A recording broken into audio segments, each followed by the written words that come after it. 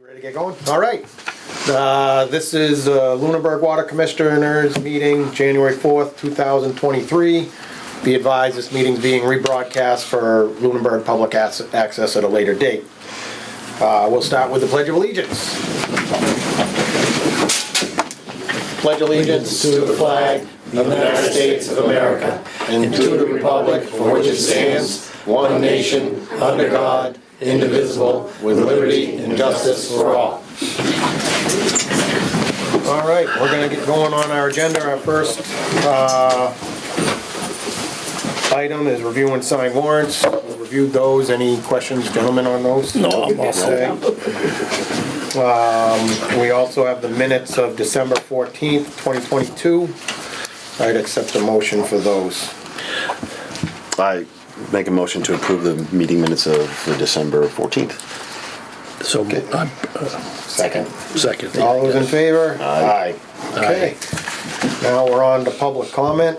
I have any public comment from the board No. No. when we start? I do have one. I appreciate Mr. Jeffries, Selectman Jeffries being here today, and my only comment is we get more people to our meetings than you get to yours. Do we have any other public comment? Ms. Bertram. Paula Bertram, 312 Townsend Harbor Road. I just have a question. As you know, I attended the workshop, and I know you're going to be issuing a response to the letter sent by myself, Mr. Fortune, and Mrs. Pease.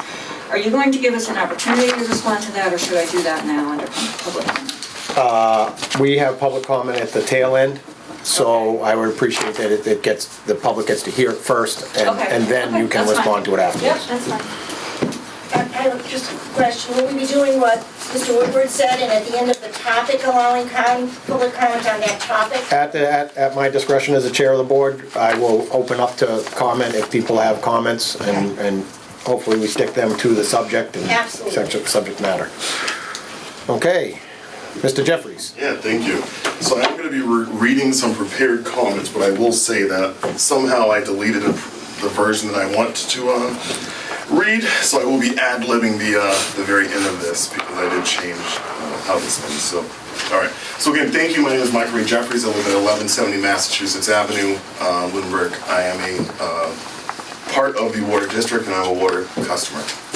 So my comments here today will be a couple of minutes. So the role of all elected officials is challenging.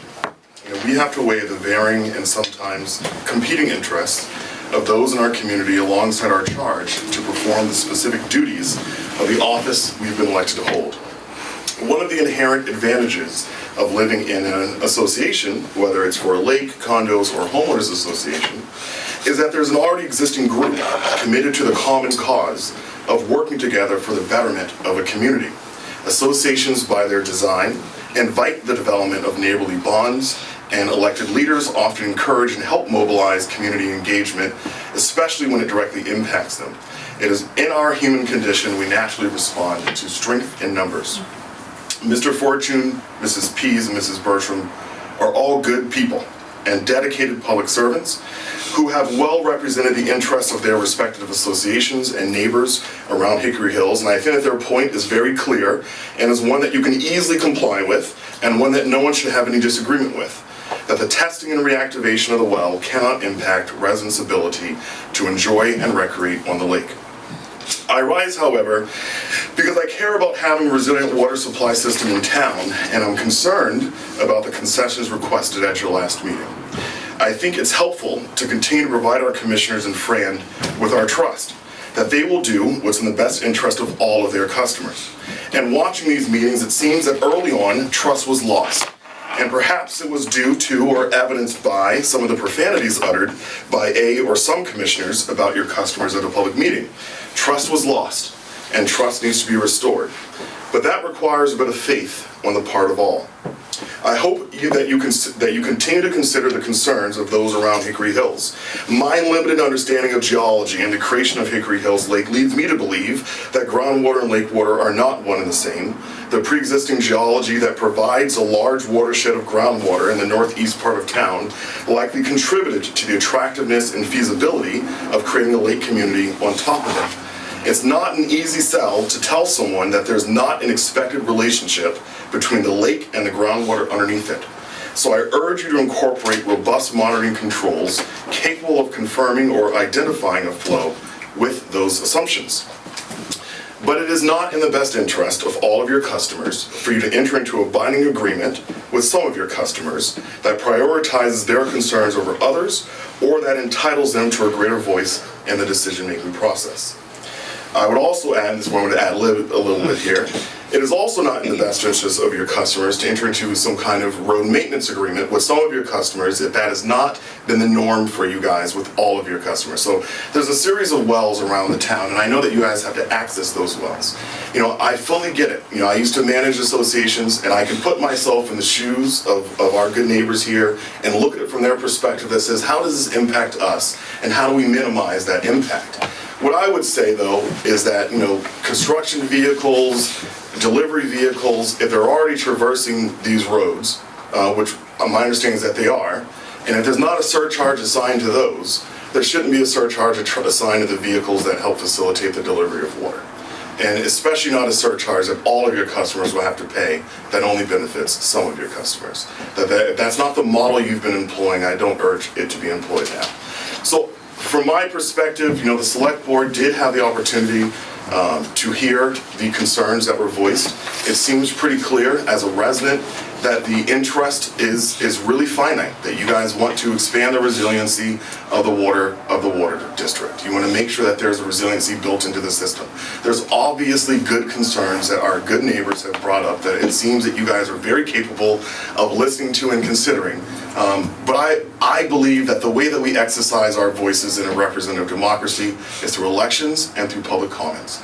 And so, you know, we have to then trust that all of you will exercise your duties in a way that we expect you to do it. And quite frankly, if it's not pretty clear that there is a really strong interest in what you do, you know, you guys are all elected officials too. You can all be replaced just like the rest of us can too.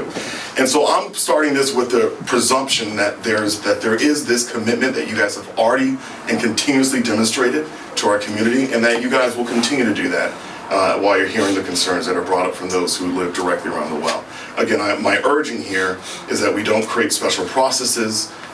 Again, not to be disrespectful to any of my good neighbors here, but it seems as if there's already a pre-existing path forward, and I think that this seems really straightforward and simple. You guys want to test the water and figure out how to bring this well back online. That is what most of your customers care about. That's what most of your customers want. We don't want to find ourselves in a position where we don't have good quality water. So anything that can do that will help resolve that, I'm confident that you guys will mitigate. And again, I want to express that you do have the full support of the select board in the plans that you have presented, and the select board has already voted unanimously that we are in support of you guys proceeding. So thank you for your time. Thank you very much. Do we have any other public comment? I just want to make a couple, just statements on some stuff that we hear going on Facebook and stuff. Some misinformation out there. I mean, there was a lot of emails and stuff going around of what this treatment plant's supposedly going to look like. I don't know how that's out there. We don't even know what's going to look like. So I just want to make sure that whatever's spread for information on that is totally incorrect. And then another one that's out there is that the pilot study that I gave false information that the pilot study was receiving grant money for the funding of it, and that I've never said that. The article that was brought up at the annual meeting clearly said where the money came from. There was nothing that said there would be grants, which if there were grants, it would have specifically said that. So I've never said that, and what I have said, so everybody's clear, that the pilot study is the first step to apply for grants. So when the pilot study is completed, treatment process is known, guaranteed grant money is available. We just got the funding list from the state for the new up and coming state revolving fund funding list. And I think there was 30 communities that received funding. I would say probably 25 of them were PFAS. Mm-hmm. So the money's going to the PFAS treatment. So that's what the pilot study is for. Get the first step going, then we apply for the funding. Okay, so let me see what else. I had a whole bunch of stuff. Another one is that we're using scare tactics regarding the PFAS. And there's no scare tactics. I mean, we got EPA documentation that new guidelines are coming out, and right now we're reading PFAS in parts per trillion.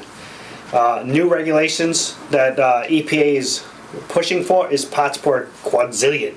So where we right now have a limit of 4.0 parts per trillion, the new number is 0.02. So, is it scare tactics? No. I mean, this is a true legitimate concern, and EPA has actually come out where they want zero PFAS. So any kind of PFAS, even though you're meeting a regulation, is a concern. So in my opinion, I think whether the wells need treatment past the regulation or not, I think they should all be treated at some point in the future. So part of that was, we received the information from EPA regarding the new PFAS levels, and we had Zoom meetings with DEP, and we went through they had a list of how many thousands of towns are gonna be impacted by this, so it's not scare tactics. To me, I think it's us stepping up our game to hit this, be prepared for whatever is coming down the road. And I think the future, as new treatment processes come up, then I think we eventually, even if we have sources that don't meet those, that would pass these regulations, I think we pursue those at some point to treat those as well. So that's all I had. I just want to make things clear a little bit. Thank you, Fran, appreciate that. Thank you, Frank. Do we have any other public comment? Mr. Fortune, Yes, come up John to the, Fortune. can you come up to the Sure, podium, right. please? It just, there's so many people, I want to make sure that everybody is fully understood. Good-looking guy like me, you'd hate to miss it. John Fortune, 50 Hillmark Drive. Through you, Mr. Chairman, I actually have a couple of questions for Mr. Jeffries. This is a public comments It's a public period. So I'm curious as why Mr. Jeffries is here. Was he invited here today? Were you invited here today, Mr. No. Jeffries? No, you came on your own accord? Correct. Okay, have you, and just second question, follow. Have you reviewed the different meetings where we have been here, the Hickory Hills people have I been here? have. you? I have. Okay, great. Including the Thanks. last, especially the last one. I think you gave a really good presentation at the last one. Yep, okay, that's all I had. Thank you. Okay. I believe at last night's, to you, Mr. Jeffries, at the last, your selectmen's meeting, Mr. Dwyer said that he couldn't attend. And it was brought up throughout the board, if there was a board member that wanted to attend in his presence, or in his absence. And I don't even know if there was a final to that, but I believe that there were a couple of board members that showed interest.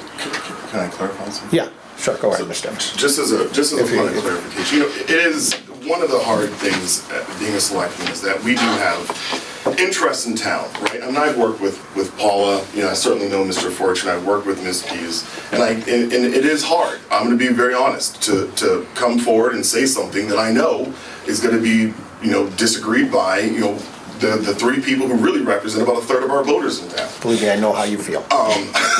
So, I mean, it is challenging, but my attendance here today is as a resident. I've been watching the meetings, and I think that the viewpoint from those of us who aren't around Hickory Hills has not been represented as well enough, because there is that vested interest of those who live immediately around the well who have that interest. So I'm not here as a substitute, somewhat as a substitute for Mr. Dwyer, but really I'm here as a resident. As I said in my earlier comments today, I mean, I really do believe that there has been great advocacy that represents a certain perspective, but, part of why I'm involved in politics is I really do, I'm a war veteran. And like most veterans, you think about the sacrifice, the ultimate sacrifice that you saw people make, and you say, what was it for? And that is the challenge that honestly, that I think many of us who have served deal with, is, and my service to the town is what I try to give back. And I think that there are certain things, I don't have the rule book on being a veteran, but what I would say is certain things bother me more than other things. Things that give certain people a higher voice than others. When we have an electoral process, I get it. I used to represent condo associations. I used to advocate just as hard as the members of the associations are advocating, because that's what you have to do when you're in that role. But as a resident, I'm thinking about everyone else who doesn't live in the lakes, who say, look, if we have a water supply issue here in a year or two from now, what was the point of that? And if we can avoid that, and if you guys can figure out a way to test this well, and if everything works out, bring it back online in a way that you can demonstrate that there's no effect on the lake, that you have controls, that to me is the way to go.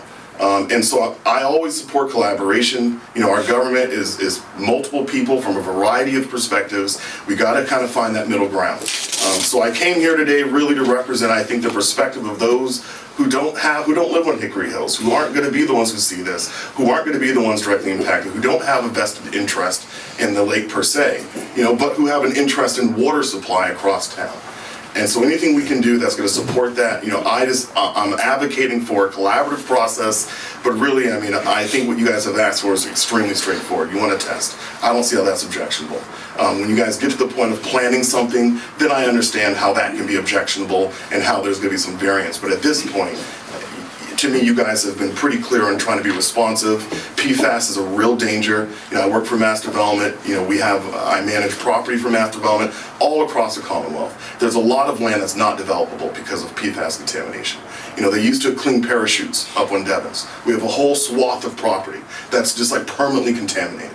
You know, and we've been working to try to mitigate this. AIR, as you know, has been on the forefront of this because they get a lot of water from Devens, and you know, but we've had a lot of contamination. We have a women's shelter, we have veterans housing that we provide. We can't have them grow vegetables in the lawn because we have so many water issues with PFAS for so long. So this is a serious threat. It is causing cancer in people's lives, you know, and I mean, I already make my risky behaviors. I choose to smoke, I choose to drink. Those are my choices. I have to drink water, you know, and I don't want to get cancer from drinking water. So, you know, that's why I'm here, but thank you. Thank you. Thank you. Ms. Bertram?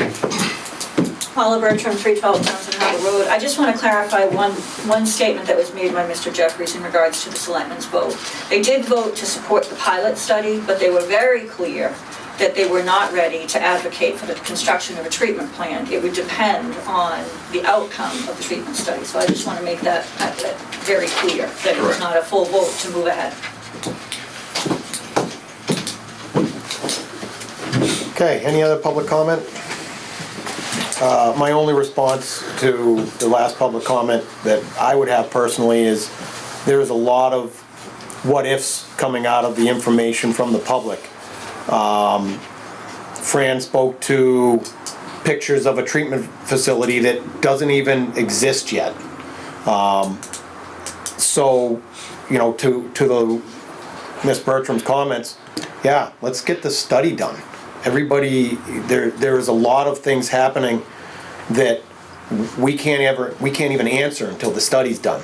And we're getting bombarded with all of this stuff that has nothing to do with the study. It's all hypothetical after. And I'd like to just move on with the study. Okay, we're gonna move on to our next item.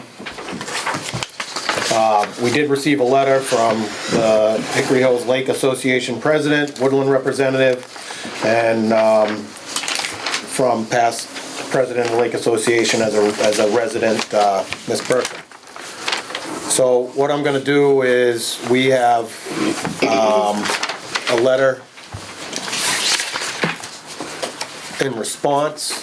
I would ask that our board review and make a motion on this letter. We can sign it, and then I will read the responses to the letter that we received. You got one of these? No, there's only, that's it. That's it. That's the one. That's the one. So we're looking for a motion to approve and. Well, I approve gotta that read it response. first. That's It's what we No, all talked we've about already, at the workshop. that's everything from the workshop. Okay, but I just want to make sure nothing, Jumps out at you? you didn't make a mistake, which you I- never do. So, Thank you, John. We are all perfect. glad we can read it this time. not all of us.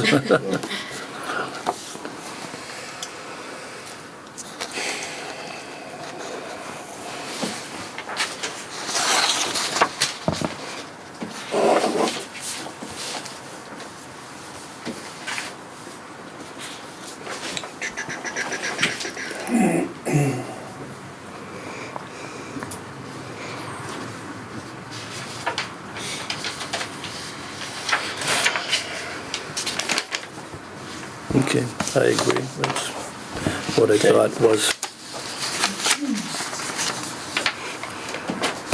All right, well, I make a motion to approve this letter of January 4th, 2023. This letter is in response to the December 14th letter from the Hickory Hills and Woodlands request letter. Ms. Bertram, yeah.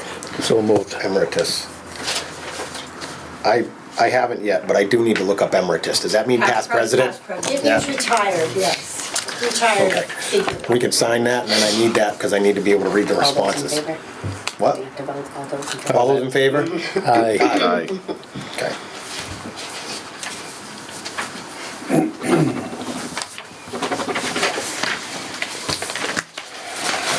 Let's see, as a start, the letter of December 14th. Dear Water Commissioners, thank you for providing us with the opportunity to have the voice in the process of reopening the Hickory Hills well. While the Lunenburg Water District has tried to be inclusive, I think we've been inclusive of stakeholders in this process, we feel our concerns have not been addressed. We have the following critical concerns. Okay. So, number one, prior to commencement of the pilot test, a discharge plan for the water pumped to waste must be developed and approved by Lunenburg Conservation Commission, the Woodlands Board of Trustees, and the Hickory Hills Board of Directors. Our response, the pilot study will be reviewed with DEP and Ty and Bond. Use of the well and a discharge plan will be discussed and reviewed with the town conservation agent. The discharge for the pilot study does not vary from the current approved practice and has been reviewed by Ty and Bond to be adequate. Number two, the Woodlands roads were never constructed with the idea that they would support heavy vehicular traffic. The anticipated traffic to construct and maintain a treatment plant on the Lunenburg Water District easement exceeds the Woodlands road's capacity.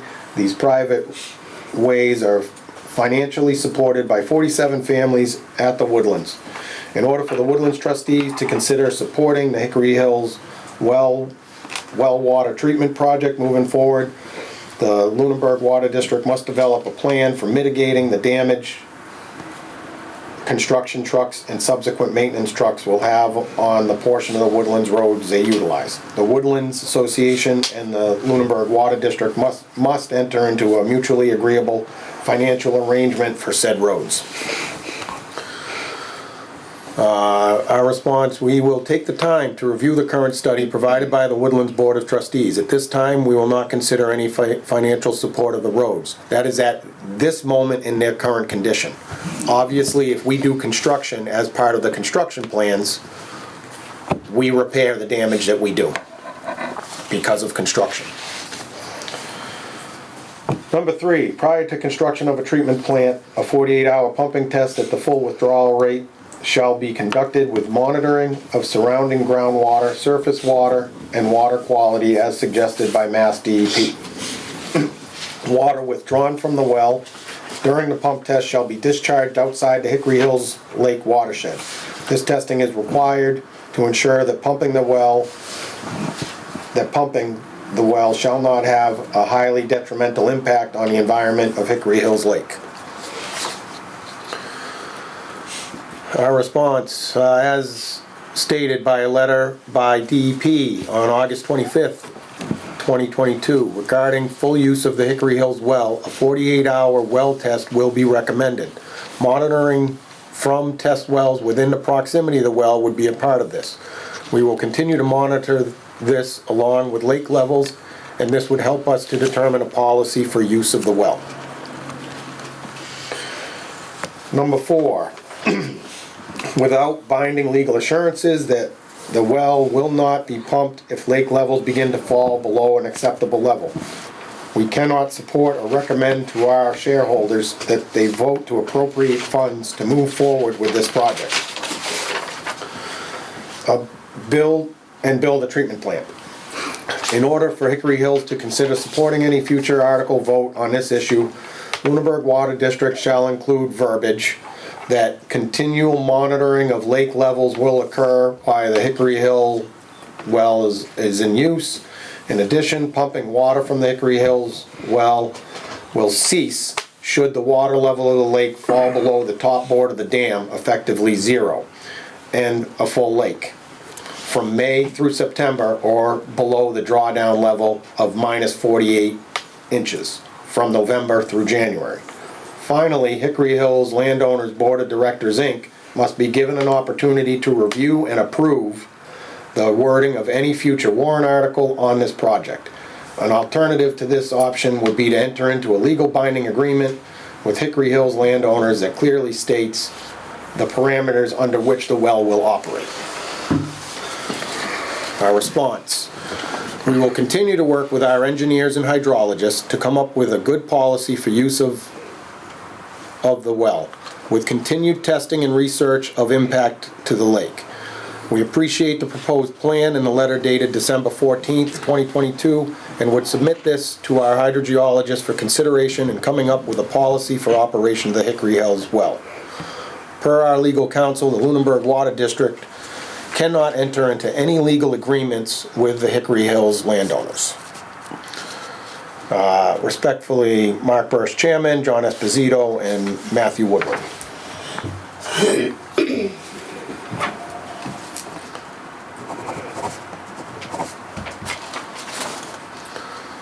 So I offer these up to you to add to the minutes.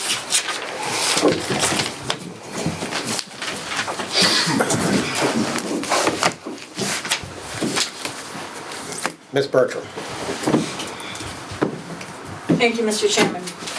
I actually appreciate the tone of that letter, and it differs from some of the derogatory comments that were made about Hickory Hills and the community during the workshop. But as to number one, I would encourage the water commissioners to comply with the requirements of the Wetlands Protection Act, and LCC does have jurisdiction as a representative of DEP over all activity within 100 feet of a wetland. The comments made in the letter that the discharge plan doesn't differ, and I would argue that the volume of discharge is substantially higher. You're talking millions of gallons a day, gallons that is going to be discharged, which is very different than one fire hose used for a very short period of time. You're talking Not true. 365 Same days. fire hose. Yep. Same So fire. we're using, The volume of water to be Same amount we've been discharged. pumping. We've been pumping it for all summer. We ran it all summer. Okay, well, I will tell you that after a site visit, there's already erosion there. So I'm assuming that this volume pumped 24/7 will So differ. what it ran from June to October. So if I could just continue. Keep going. okay. Number three, on the condition number three, it was stated during the workshop that there's no way to do a pump test without building a treatment plant. When the well was originally installed, a pump test was done without the presence of a treatment plant, and the Keating well was installed without a treatment plant. I was really interested to hear some of your discussion about the Keating well and the use of loggers during the pump test to monitor the impact on the wetlands, and I hope you'll incorporate some of that technology. That was in our response that we have Well, wells around. you talked about monitoring wells, but I Yes. didn't hear, I heard during the workshop that maybe you'll consider that. I hope you will. Yep. Because I think that would be, I understand your point about discharging it out of the watershed, but I'm interested to learn more about that science, because if you're discharging the water right back into the lake, how do we know if it's impacting the lake? So I don't know what a logger is, so I'd be really interested to hearing more about that, and perhaps at some future date you could share that on how that would work. Because I think that's a good middle of the road. So I do hope that that's incorporated into the plan for the pilot study. As to number four, as to entering into an agreement, under Mass General Law, Chapter 40, Section 4, the district is authorized to enter into contracts for the exercise of its powers as authorized by town meeting or as authorized in accordance with a duly adopted charter. So I would argue that you do enter into private contracts all the time. We are a legal formed corporation in accordance with Mass General laws, similar to the Corporation of Ty and Bond. We are a legally created corporation. During the meeting, the prior pumping test was referenced, and it was stated that there's one line in the report that references the lake level. That's an incorrect statement. And I would be very happy to forward a lengthy list of all these sections in the report that refer to the lake level. And I can do that. it was said, you know, provide us the evidence, and we'll definitely be looking into doing that and hiring our own. But the lack of evidence, there was stated that there's lack of evidence that the well will impact the lake, and it was mentioned many times. Since the installation of the well back in the 1990s, science and computing power have improved enough to look at groundwater interaction with surface water using what's called integrated modeling. Research has clearly indicates that all pumping has radically reshaped surface water across the world. There are three main factors that impact the well effects on lakes. They are the distance from the lake, the pumping volume, and which aquifers are pumped. The Minnesota Department of Natural Resources conducted an extensive study on the impact to White Bear Lake that was done by well pumping in proximity to the lake. And it was proven that during extended periods of lower than normal precipitation, and when the lake is below its outlet, which is what we're asking, that you don't go below the outlet, the modeling indicates that all pumping permitted within 5 miles. Can I ask one question while we're on the subject? Does the lake level ever drop below that zero? Certainly it does. Okay. But we don't want you to exacerbate that. And the lake in Minnesota or wherever you're talking about? There's a whole study, there's a whole modeling study that But you it's can not, take a look at. it's not in Lunenburg. No, but I'm And gonna. the geology setup around that lake isn't similar to Hickory Hills, is it? I can go on, there's many studies, and I'll talk about some in Massachusetts. The modeling indicates that all pumping permitted within 5 miles of the lake can have a cumulative effect over years as much as 4 to 5 feet in reduction of the lake level. And this, we're talking about a well that's less than 50 feet from our lake. The state of Oregon considers any well within 0.25 miles of a stream to have a potential effect on stream flow. In Massachusetts, the Mass Water Resources Commission put limitations on wells to protect Witch Pond and Foxborough, and there's also a study in Buzzards Bay showing that both public and private wells are affecting wetlands. Thank you. Mrs. Burke? All right, hold on. Can I go? Can I go? Yeah, go ahead. Okay. you I got just want to address a couple of the things that you said up there. As far as on the number 4, you're talking about the legality of entering into a contract with an outside. The reality is that me sitting on this board, I will not enter into a contract with anybody here controlling our wells. It's Understood. okay, we're not gonna do it. Now, we have talked about this lake level drawdown to the T. All right, I think this is a hot item. We have hired hydrogeologists as part of this study to answer these questions. And I know every one of us has our opinion. There's facts, there's studies, there's everything. I would love to put this to bed and run this test as we are going to do and use the information, fresh information that is pertinent to this exact lake, and use that information by this professional. That's what I'd like to do. It was clearly stated by the hydrologist that this pumping test, this pilot test is not, I asked this direct question, will it tell us if it affects the lake level? And the answer was a resounding no.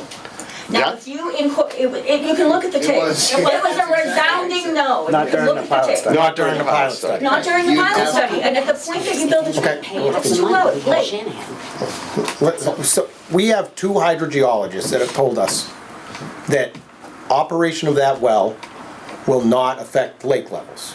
We have told you that we hear you. We have told you that we will continue to study lake levels. And I don't know, the 2 guys, we try to find the best guys. When we brought up our engineers, we got recommendations from the public. Yeah, those are good guys. They're not gonna do you wrong. And so, are you saying they lie? The professionals are lying? I'm saying that our professionals differ. Okay, what I'm saying. so bring your professionals, because we have the And guys that science say something different. And science differs. It'd be great, but let's try to figure it out. And at the end of the day, if we turn this thing on and we significantly affect the lake, you think we're gonna be able to keep running it? I From a doubt it. business perspective, you don't build a treatment plant that you don't know you can operate.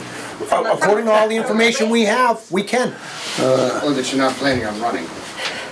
Mrs. Bertram, Miss, let me say something. sorry. Where did you get your information from? Various studies online and the. So you got it off the internet? I got it from science journals and from institutions. I did From the not get it internet? from- Yes, from the internet. And You know, you can't believe everything you see and hear on the You can if internet. it's published on a university's no. website. But you'll look on I the think internet, but not the two hydrogeologists that come in? Yes, absolutely. Okay. You'll read a story on an internet, You don't but you believe won't. your previous hydrogeologist? What do you Why mean? is the What are you talking hydrogeologist about? from pumping into Dufresne? Why is that irrelevant? what do you mean, it's not relevant? It very clearly in the Dufresne-Henry report, it indicates that the lake level will be affected. Okay, so, It's hey, not one statement. the guy that wrote that report also has something in here. It says that he wrote the report for a professional, by him who was a professional, for a professional department. Okay. We asked him if he would come in and he would explain the science to us. It's a $2,400 study if you wanna, get the science explained to you. Okay. But that's what If we you could do. share- If you could share that with us, that would be We'll great. give you this if you Hire guys. you for $2,400 I to the understand that, residents Christie. to I've prove heard to you that Christie. two hydrogeologists have already I heard said. him, Christie. Okay. Thank you. So, I think we've already made our decision, so. yeah, we we've beat made the this, we beat decision. this down pretty good. I Yeah. think we have other things to move on to. You got one more public comment. One more public. Miss Pease, and Miss Pease will be the last public comment on this matter. Thank you very much. Conservation. Joan Pease, 11 Winter Green Court. I'm the Woodlands representative. And again, thank you for including us. I was glad to hear during the workshop this afternoon that Chairman Birch confirmed that he spoke to an outside person in the know, and indeed the Woodlands roads were not constructed for heavy truck traffic. As stated at the end of our December 30th letter sent to the Lunenburg Water District, we stated from the Woodlands, please know that the Woodlands accepts responsibility for the portion of road deterioration attributed to its residents' use and the people that its residents contract with. The Woodlands is seeking a fair and equitable contribution. We understand that the majority of our road use is our residents, and we in no way, shape, or form seek to have anything other than the contribution from the road deterioration due to the use of the Lunenburg Water District. The Woodlands holds that the road deterioration falls under damages that the Lunenburg Water District is legally responsible for. And again, this is a small portion, and I do mean a small portion of our roads. We understand that 90% or better is our responsibility. We're just thinking that 47 families shouldn't have to pay out of their pockets for road deterioration that's due to trucks from the Lunenburg Water District. So in the original easement that was issued in 1939 that created the independent Lunenburg Water District, this is chapter 17, section 2. It says, any person sustaining damages to Can I his hold you for a property-" minute, Mrs. Pease? I do intend to bring up your letter of the 30th. No, I'm not gonna bring that up now. No, the discussion we are having is on. I am on that And you're topic. discussing items No. from a letter that you wrote. I'm just explaining Afterwards. why the Woodlands would expect some And this is due to contribution. your letter that you wrote December 30th, correct? A letter on the December 14th also speaks to responsibility for road deterioration. Not at the level that it seems like you're going into, and I I'm prefer going to be done treat it as a in- separate I could already subject. be done by now, actually. This is what Mr. Jeffries was speaking to with collaboration and trust. When Mrs. Bertram was speaking, arguing with her, and there's two ways to listen. When you listen while you're fighting for your own opinion, or you're listening with an open heart and ears to hear the other person out. And I would like to be listened to for a very short amount of time with your hearts and ears open, so we can collaborate, as Mr. Jeffries said. Whether or not you agree, politics and human communities have at their very nature some conflict. And we resolve that by listening with an open heart to each other. So as I was saying, in the 1939 district, it says, any person sustaining damages in his property by the taking or any other action under authority may recover such damages from the district. It also refers then to Chapter 79, Section 9 and 10, which says, when injury has been caused to the real estate of any person by the establishment, construction, or maintenance, operations, alteration, repair, or any other action, that entity is entitled to compensation by law for such injury. Again, the Woodlands is not seeking a large contribution. We are seeking an acknowledgement that you caused some road deterioration by using trucks on the road. At the last meeting of December 14th, I believe I said, and everyone can check it out because it's on tape, that the goal of having Ms. Bertram, Mr. Fortune, and myself work with you was that we sincerely wanted to be able to reach agreements on topics that are important to a large portion of your users so that we could all go to a meeting and vote positively and encourage our residents to vote positively as well. It's important that we feel heard. Thank you for listening to me. I have a couple of questions for this. You can go first, Okay. Mr. Woodward. The first one, Ms. Pease, you, in your opening statement here, you spoke of, I don't know the exact wording, that the heavy truck traffic, and you said something about it at our workshop, and you confirmed. I believe that we may be thinking about slightly different things there. That could be. Okay, because from what I understood, and as Mr. Birch talked to, I think it was Adam Bernie about what we considered heavy. What does the was planning heavy, board the planning, consider? heavy truck traffic, and what they said, and this is just, people talking here, would be like Pioneer Park or something like an industrial trailer park. Okay, I think those are two very different things, what you're talking about versus to what that is. So I just kind of want to clear that up. Fair enough. Okay.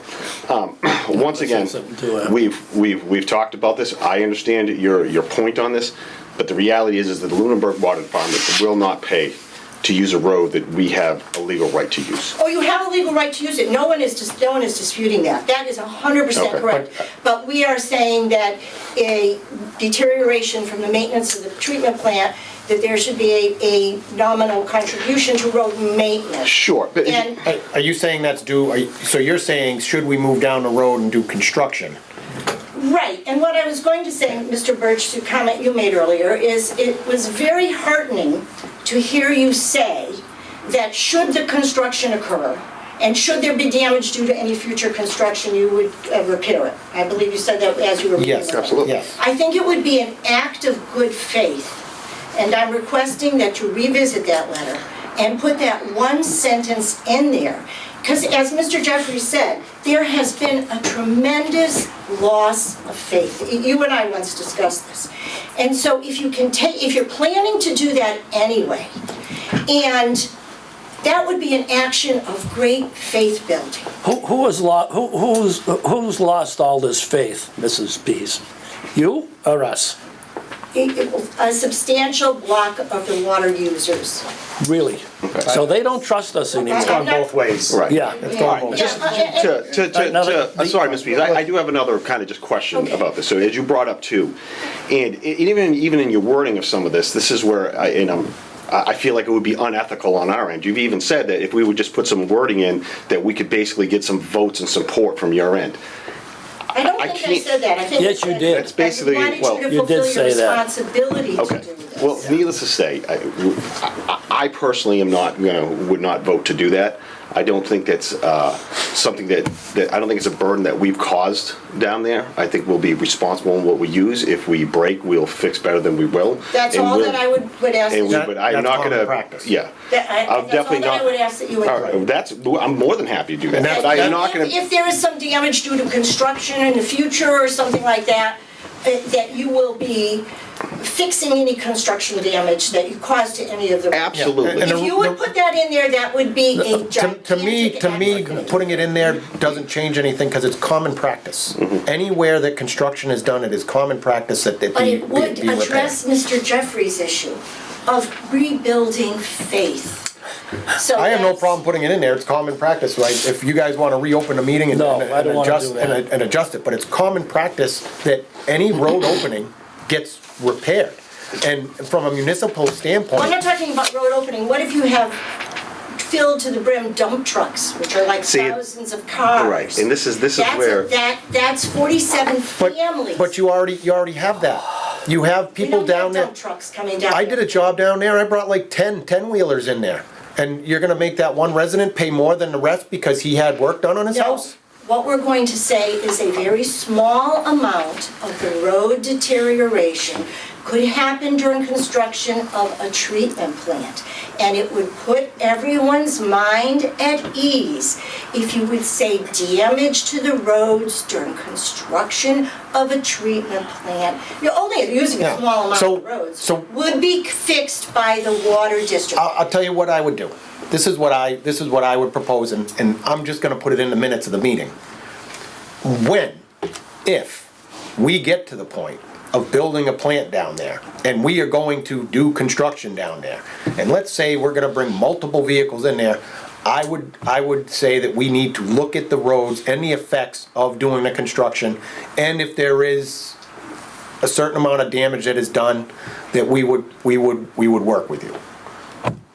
Will you put that in your letter? I'm gonna put that in the The minutes. minutes right here. It's written in the It minutes would- here, it would- because it doesn't make sense to, again, we're talking about things that are conceptual. There's You put it- nothing Can you planned. put in the letter, in the future, if this changes, we will revisit this topic? I already put at this time, we weren't doing anything for Is the there roads any- right now. Is there any compromise we can reach to make I this just feel think- better for the residents of the Mrs. village? Pease. I'll write my own letter and Let me I'll just sign, say one thing. The road has been there for 28 years, like I told you before. It's been depreciating for 28 years. Absolutely. Let No me talk, argument. let me finish.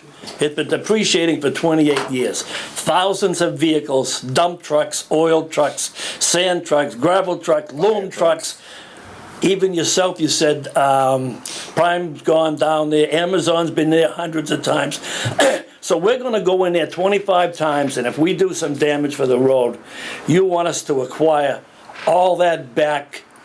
No, that's what you're saying. No, she's saying a portion of it I due to said a construction. I know that, but I'm saying the road is already junk. I in know, some yeah, parts. I know what you're saying. I've been down there. The cracks have all been filled, the hot top is deteriorated.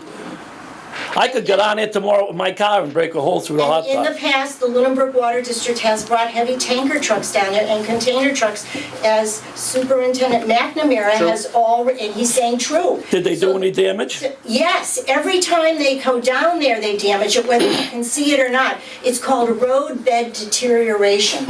One tractor trailer truck, and I cited the information in the letter I sent, is 9,000 cars. It does the same deterioration to the road bed as 9,000. There are engineers who study this and who have come up, and I can give anyone who would like the articles on this. So I'm not asking that you That's what they call depreciation. That's depreciation. for the Yes. water district. I would say we would, if we're doing construction, we could take that into consideration. But, if there's a fire down there and they bring the fire trucks down there, do you want the town of No, I Lunenburg to want- help you fix the roads? No, I want the residents to pay for that because that is services associated with the Let's residents. say in the. That's exactly what we're doing. Services associated with the residents of the town of Lunenburg. And you're residents of the town of Lunenburg, We right? are, but it is an extra burden on 47 families for private road. I understand, if we do damage due to construction, that's when I would look at it. That's regular maintenance and repair of roadways is the way that I would look at where we're at right now for what we brought in there. In my discussion with the planning coordinator, my impression of, yes, that road wasn't designed for heavy truck traffic. Cortlandt Circle wasn't designed for heavy truck traffic. Riley Road wasn't designed for heavy truck traffic. But they're designed enough for occasional heavy truck traffic, and yes, they do deteriorate over time with the more occasional heavy truck traffic that you Yes. get, Thank you. okay? If you can come up with a gauge when we go down there and do something, some sort of perfect study that says what the value is, I just don't see how that's gonna happen. Or maybe So a if small- we have a water main break and we have to dig a hole in the road, we repair that back to original condition. If we're gonna dig a line up, And, we would repair that back to original condition. and no one's debating that. Okay. By the way, we did have an attorney look at the 1939 Act and chapter. Do you have a letter from that attorney? No, we're not under contract yet. Okay. But they did think that you have a responsibility, a small one. I'm not looking for a giant contribution here over and above the deterioration caused over 28 years by tractor-trailer trucks, container trucks that Mr. McNamara has admitted to put down here. And again, the Woodlands accepts the majority of responsibility for all of their roads and all of these services that their residents contract, such as a fire truck. We would not expect anyone else but the residents to pay. For us to do, the way I look at it, for us to do what you're asking, we have to hire an engineering firm to study it and come up with the amounts that it would be. I'm not prepared to bring that forward. If you're prepared to bring that forward and come to us, but I would stop at that point. If your attorney has a legal document to state why we would have responsibility, I would ask that you get that to us in writing so that we would then pursue with our counsel whether we do. And They reviewed the letter that I submitted to you. Okay, so- but I would need an opinion of an attorney, because I'm not gonna spend our counsel's time without somebody else telling me without a doubt. I understand where you're coming from. I'm looking at historically what the responsibility of a municipality has been and how they have It's not a repaired what they've done. municipality, it's a private. We are a corporation. municipality. You're a private corporation. We are a municipality. They're a utility, yes. We are a municipality. Yeah, they are. And I look at what municipalities have done in these types of situations. And if we do damage due to construction, then we will repair it. What you're bringing to us is a lot of information that you found, and you're saying that you've had an attorney review this. For me, I'm not gonna waste our attorney's time or the money of the district to look into the responsibility of the district without some sort of documentation pushing us to do that, because this thing already is blowing way out of scope, and we're just talking concept, That's correct. okay? So why don't we stay in the concept lane? Everybody's gone from the concept lane to a 5-lane superhighway. Public discourse, they always say democracy is the best form of government, but boy, it's a tough one. It is. Because you gotta but- listen to everybody and you have to respect everybody's opinion. But let's let what's happening in this lane happen before we really try to blow this thing way out of proportion. The road use is a serious critical. I understand that, and per our discussion and our response, at this point, we don't see that we have an obligation to do anything at this point. If something else comes to light for us to act on, then I believe we will act on it. Can I just make a clear on certain things? Typical private property, we do not own that water main. In this particular case down the Woodlands, because of that well, we own that water main. Yep. Cortland Circle, Emerald Place, if that water main breaks or damages the road and we go fix it, they get in a bill. So other than the Woodlands, that doesn't take place because of the well. If that well wasn't there, we would have no maintenance at all. If that main broke, we shut the water off and tell them to fix it. So the Woodlands is a little different. So because of that well. So if something does happen, which I would imagine at some point in the future, there's going to be a leak down there. In this case, they're ahead of the game because we will fix it because of that well being there. If that well goes offline to boom that valve, that's on them. When we've actually had a leak on Wintergreen Court right at the very last unit. I'm not sure what unit you're in. The main blew apart. We were down there like 9 feet deep digging up the main and fixing Replaced it. everything. And it was a lot of work. I mean, there was an exchange of we didn't bill full, but I mean they paid a portion of the bill. So, but I mean we all work together, and typically we work together with everybody. So. Yep. And that's why We're hoping that can happen with the roads too. And again, the Woodlands accepts the responsibility for the vast majority of the deterioration. But you understand that trying to equate for what it would be, and then, you know, from a municipal standpoint and historically, and legally, are we I think legally it responsible? is required, but we'll, you know, we'll deal with it. I would like to, I don't know if I need to make a motion, but I would like, Ms. Pease, this is your letter that you wrote to the board We're here. gonna get to that though. Are we gonna talk about that email? What? Well, isn't this? Well, this is kind of what we've, okay. Or do we jump? All right, yeah, you're pretty much covering everything on, yeah. Right. we've all Well, anyway, discussed. I don't know if I need to make a motion, but I would like to make this part of our minutes. Sure. I made. Nope, you can just ask that the clerk put it. What's the put it date? part That of the was the 30th, right? That's this is dated 1/3/23. I'm sorry, no, you're right, sorry, it is 12/30. the 30th, correct. Mr. Chairman, Mr. Rogers. at the conclusion and at the opportunity for public comment, I would like to read a document read a part of the document contained in the easement. And make that part of the record as well. Yeah, I don't want to do it now, but at public comment. Okay. I just Okay. want to make sure you guys. Okay, all right. So, do we have any more discussion regarding the letter in response to the residents and the board members of Hickory Hills?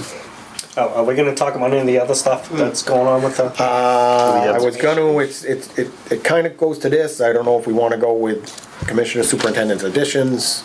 Oh, it's conservation for Yeah. for the pilot study.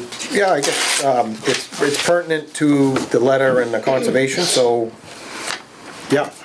I believe Mr. Fortune has Yeah, a just comment. quickly, the letter that you have in response, will that be emailed to us or given to us directly? We I can make a copy scan of it for you Come up to the tonight. podium. Okay, I can scan it and Yeah. remind me at the end. I'll give okay, it a copy. thank you.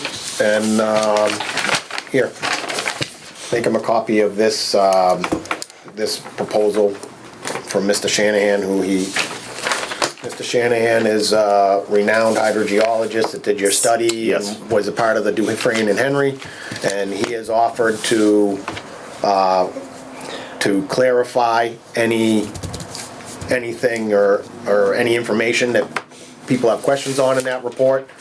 And he has given us a proposal. And we'll forward that proposal to you as well. We would hope that if you entertained entering into that we would be open to having that as part of a public discussion at one of our meetings.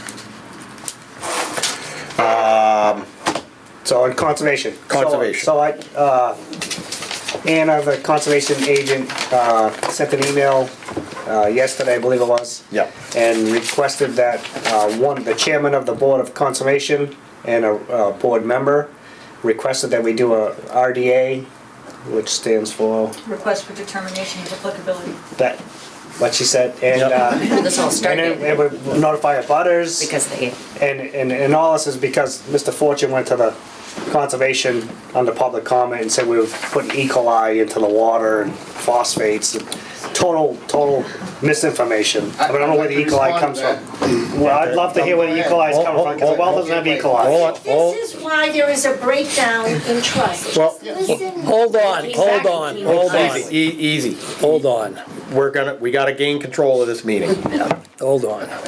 okay? Yeah. All right, so on that, so it was Stick said to that, that. that we discharge water directly to the lake, which is totally not true. Anyway, so they did a RDA they wanted Yeah. to us to, so we have to do permitting fees and notify the abutters. So it's pretty much we have to notify everybody on the lake, so that's an expense. It's not part of our tie and bond contract. And so we'd have to find money, take it from another part of the budget. I responded to the email and I said, I want a full vote of the Board of Conservation. I want Bob Pease recuse himself from the board because he's personally tied to this. And I think that's a very correct thing to happen. He should not be part of the vote. And so they're gonna vote on it tonight and see where Okay. it goes. Tie and bond, this is not typical, They've never gone to a conservation for a pilot study. and discharge, I mean, I'm assuming they've done these studies and they've done them in areas where there's wetlands. I would assume most wells are on top of wetlands. Nearby, yeah. When we do a pump test, we're looking at, when you did the pump test, the amounts of water we did when we do the 48-hour pump test that were dumped into that same area? Was that where it was dumped when we did the pump test? Yes. At full 500 capacity? 500 gallons a minute. And we're not pumping at full capacity? No, the pilot study, they're talking 200 gallons a So minute. this is outside the norm. Typically, it would just be a conversation with a conservation agent. Typically. Because we're going through DEP, who I believe is their regulating authority. Yes, I don't.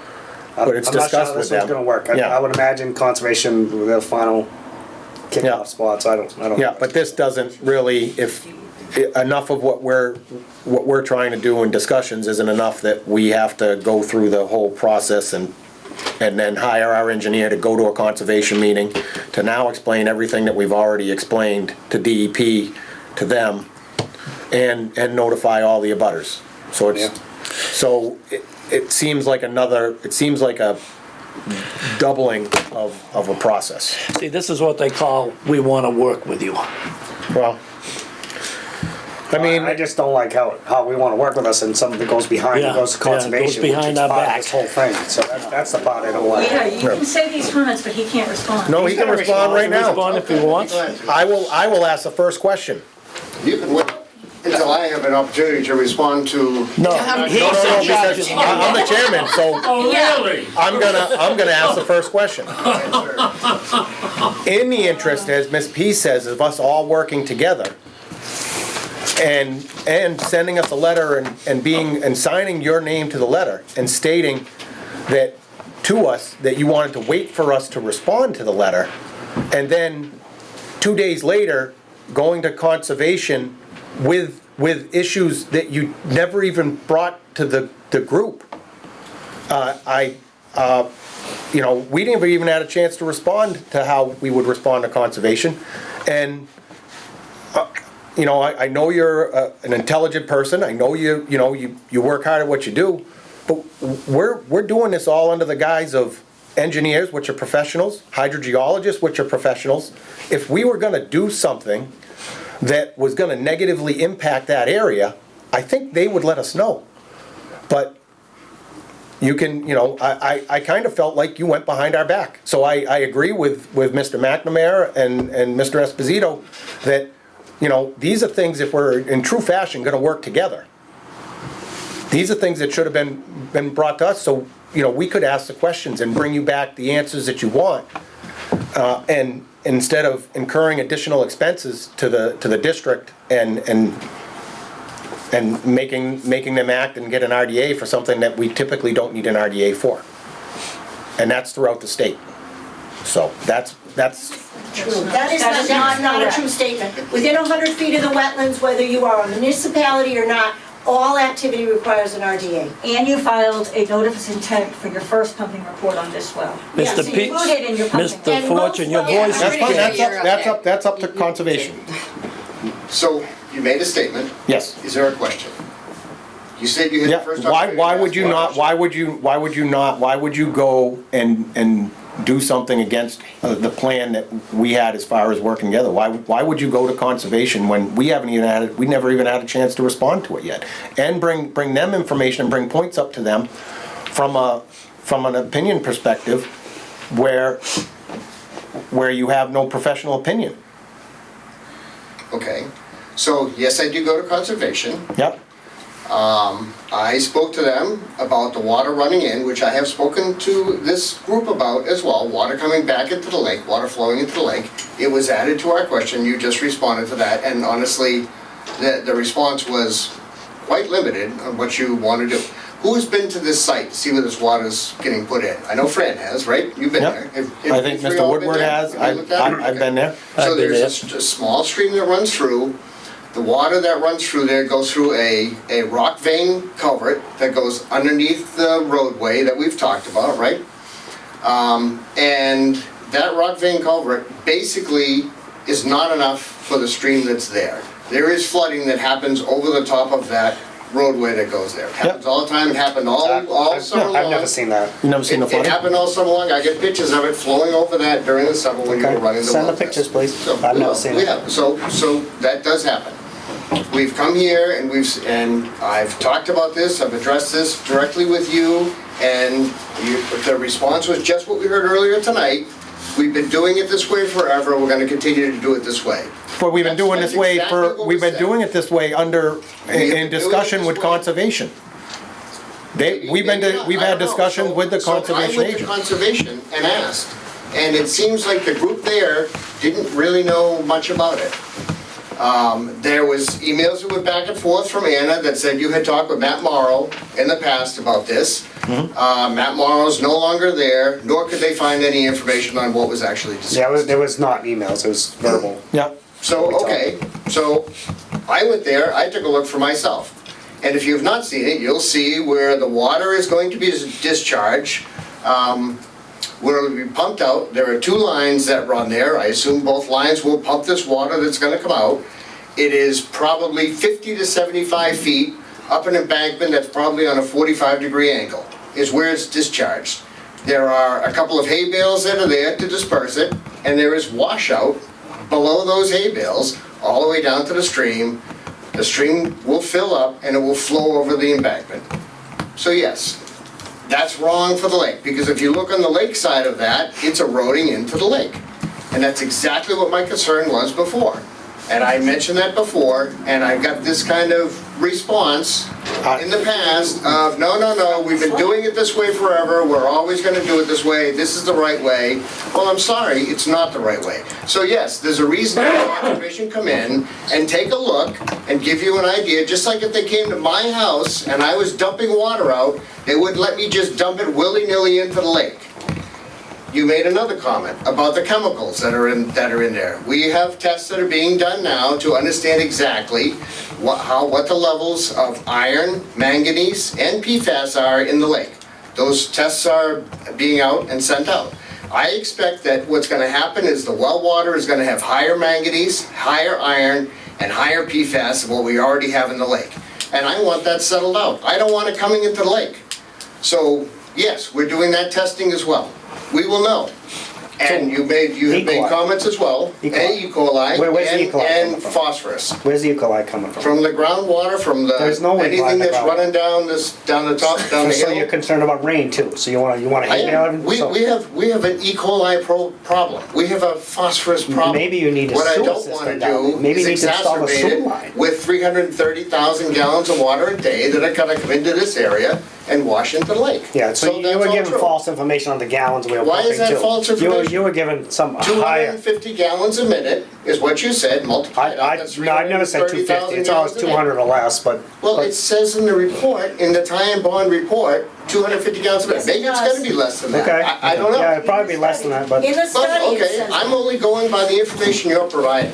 okay, so I've never said E. coli's, we put E. coli in phosphates, and if there's phosphates, You what's probably mis- don't know. You probably don't worry about those There's no kinds of phosphates things in the that are- water. No, We worry about E. coli We- and phosphorus in a Oh, lake. if we had E. coli in the water, then the whole town would be in a boil. I don't disagree. right. I don't disagree. There's E. coli We don't want it coming from the shorelines into the lake, right? Okay, we're back to where we started before. so, yeah, We're- No matter what we talk about, how happy we want to make you people, how far backwards we bend over for you, there's always, what are you smiling at? I'm smiling. I'm telling you the I'm listening to truth. you. I'm No listening matter to you. what, no matter The what person who I'm uses- talking, who excuse uses- me, Go ahead. no matter what we do to make the people down there happy, not all the people. There's a lot of decent people in Hickory Hills. I don't know why they're not here. I'm sure there's some decent people here, a lot of too. decent people down the Woodlands that totally disagree with a lot of That's stuff right. that's going But on. no matter what we do to appease you, to help you, so you can help us, never works. It never works. And then you tell us, we want to work with you. I sit at home at night and I laugh about that. We want to work with you. You don't want to work with us. You want to stop this filter system. That's what you want to do. That's your whole goal. You don't want to keep the lake from going down. You want to stop us from putting a treatment Can I ask plant a in there question? in the Okay. store. So if we have to do a retention pond and something down there, they're fully supporting us blocking, fencing off that area? Well, I would be willing to bet that the people at the Woodlands don't wanna see us So go they down need there to start and thinking, how do we want to cooperate? Do we want the bad, the consequences of doing a full retention pond, which the liability of having kids and stuff down there, which we have a full easement to cut that thing off. We can fence that whole property in. Well, if we'd have- Do they want to go to that point, We need to, they There's need to start gotta be, thinking there's gotta be cooperation a or little not. bit, and I understand where. So, I'm sorry, I've been not allowed to talk here for a couple of minutes. Okay. I need to say something. Look, you have all said you want to work with us. No, you've said that. Paula Bertram said that look at at the- least 50 Look at times. the So you don't films. want to work with us? Of course we do, but you don't wanna work with us. It just, I can go, so I'm speaking, I'm sorry. Okay, I'm gonna give you a little leeway, but to the point. It always seems like there is something else that always comes up from this group that is trying to deter us from doing what we get from our professionals as what is right to provide the best water that we can for the community. And I understand where you're coming from. I don't agree with the fact that you went to conservation. That's my personal. We hear everything that everybody says, and we are doing the best we can to try to answer all of people's questions and trying to address their concerns as much as possible. But at a point, people are making some unrealistic claims, which makes this really contentious. And it doesn't need to be that difficult. You didn't need to, in my mind, you didn't need to go to conservation. You needed the conservation agent walk in her office. When I have a problem in town, I walk into one of those people's offices and I have a one-on-one conversation with them, and I don't try to Grandstand. grandstand or push out, an agenda or misinformation. And it makes the process so much harder. And I'm trying not to make this process harder. I understand your concerns. To me, I would've went to the conservation agent, said, you should go talk to Fran about what he's doing down there, and let me know your opinion. Now you go to the board, But that's and his God-given right. that is his God-given right. Just came here and said you wanted to work with us. It's not something You didn't do it. And quite honestly, I'm not mad. you guys were not going there. This is not, you're on your own. But I have heard from you that no. But we you have the hired right, you've been professionals, doing it this way. and we're looking at They're not the professionals. conservation agents. They don't work for DEP. But it goes through, their whole thing that they're doing, they have to present a plan to DEP. Two Yep. different divisions. And Division so- of water, a division of drinking water and mass wetlands. So Very different you're saying divisions. one hand No, they doesn't do talk not. to the other. No, All right, you listen, have to apply it. In the effort to move this along, I believe you had another question, Mr. Fortune. Yes. Okay. Thank you, Now Mr. I've honestly forgotten. I'm sorry. But it's like, Okay. Do you have another Yes. question, sir? no, I do not. Okay, Thank you. Thank you for your input. Thank You know, that's- Okay, we're gonna move on to the next thing. Yeah, Okay. let's go. We know what we're gonna do, and let's just go and do it. Well, we'll have to see what conservation says tonight, Yes. whether they want to work with another. Next item on the agenda, Chairman. Where did your agenda go? You mind? I got one. Oh, I got one here if you want it. So, Mr. O'Brien, who's been waiting diligently, you're next on the agenda regarding the water availability to the project located on Howard Street. Sir, you have the floor. Thank you, Mr. Chairman. I've asked at the last meeting 3 weeks ago, 2 weeks before that, to get if we could get a determination from your attorney. Excuse me, could you step up to the Yeah, you podium? made us. Yeah, sorry. No, No, Speak louder, that's all. he's just trying not to contaminate us all, which is Good good. evening, Mr. Chairman. My name is Kevin O'Brien. I am the applicant before you tonight on the water issue over at the homes at Arrows Estates. What I'm looking to find out is if you have got any answers from your attorneys. One, if I can put a well out, if I can put a water main out there with a meter pit in the district and then start my own water department and sell to myself. Two, if I can put a well out of the district, and 3, if I could put a holding tank out of the district. Okay. We have consulted our attorney on this, and we have a response email.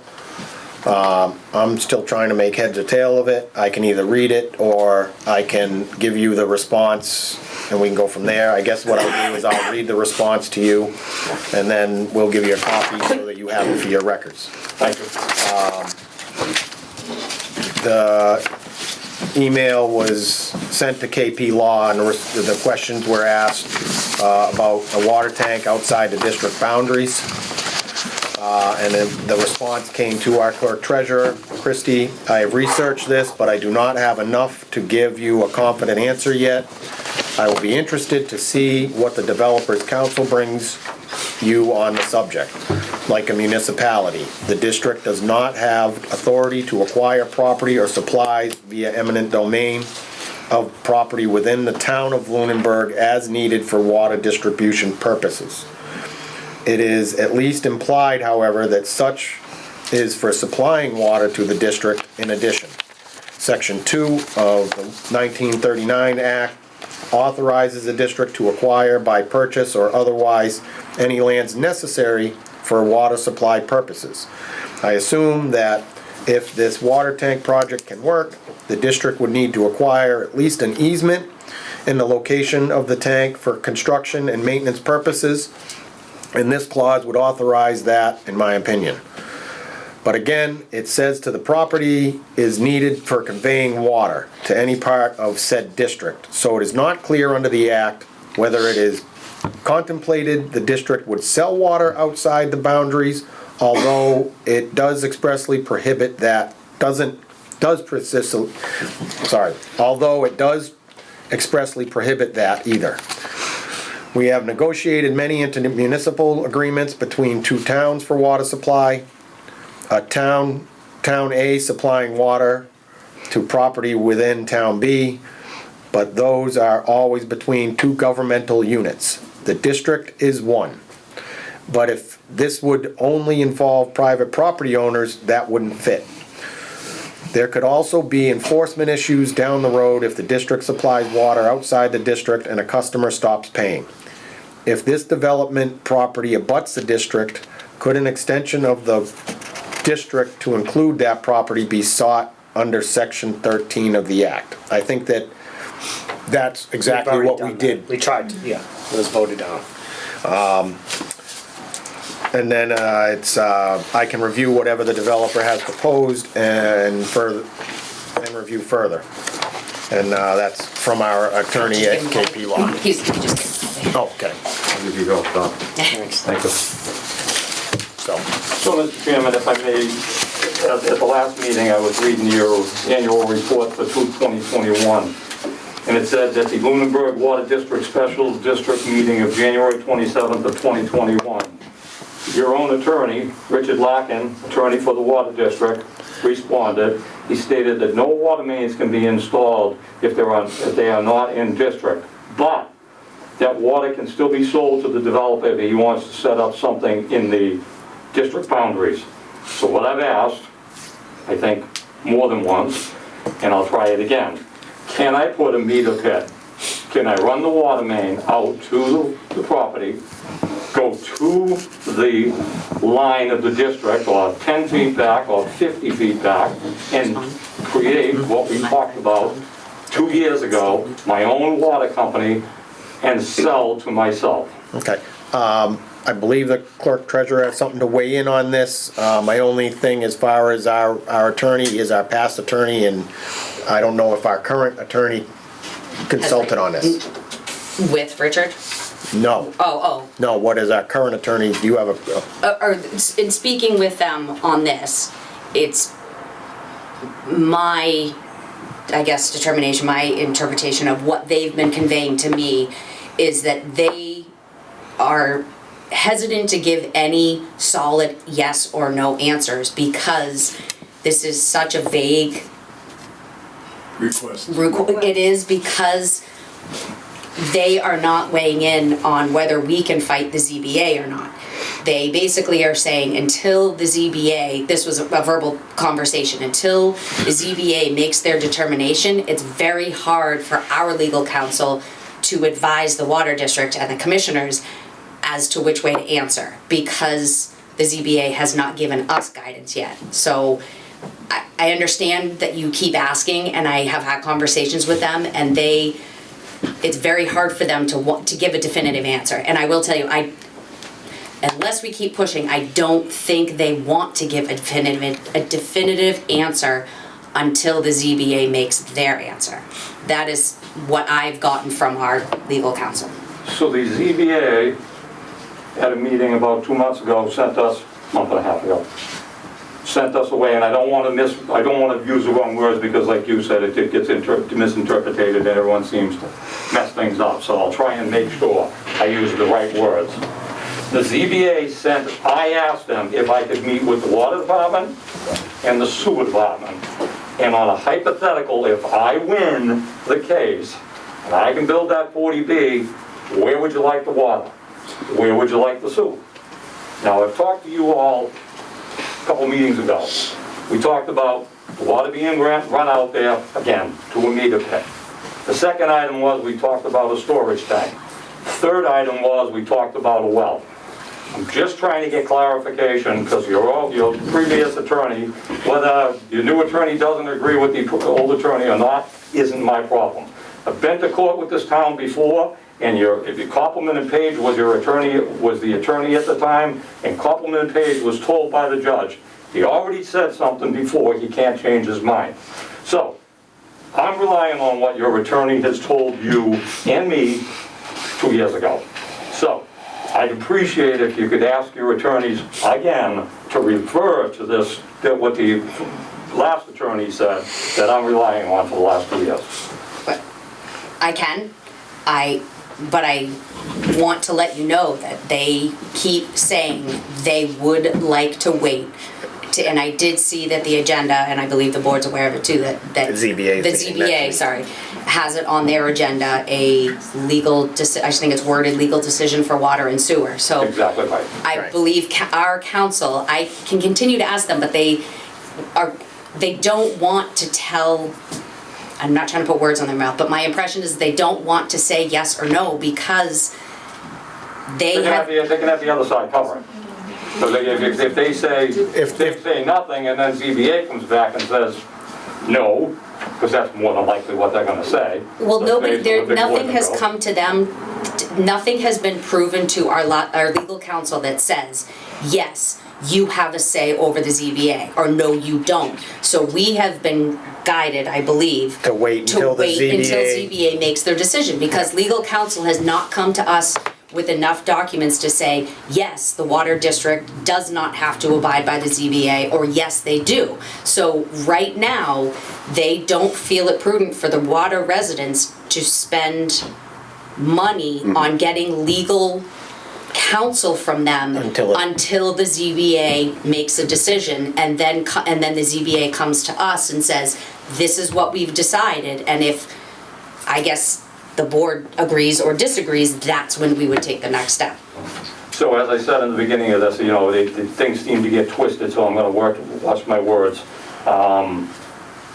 The attorney for the ZBA sent an email back to my attorney and said, and again, I don't want to twist the words, so I apologize if I say the wrong ones, but essentially I came to this board and I came to the sewer department and just asked them to say that the ZBA stands in your shoes.